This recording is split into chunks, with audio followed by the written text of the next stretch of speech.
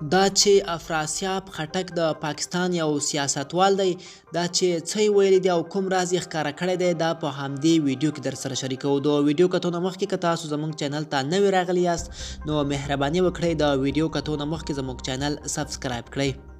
افراسیاب خټک: د امارت په نوم د افغانستان د بهرنۍ او دفاعي سیاست د اشغال هڅې روانې دي.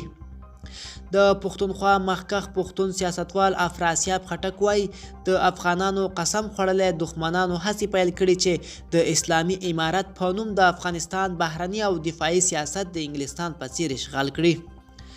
هغه پر خپله ټویټر پاڼه لیکلي له افغانستانه بهرني ځواکونه وځي، زرګونه بندیان خوشي شول، اوربند ولې نه کیږي او جګړه د څه په خاطر روانه ده. خټک زیاته کړې چې یو شمېر ګړۍ د افغانستان د نظام د پروازولو په لټه کې دي. خټک تر دې وړاندې هم اندېښنه ښودلې وه چې د سولې په نوم معامله روانه ده او باید جدي مخنیوی وشي.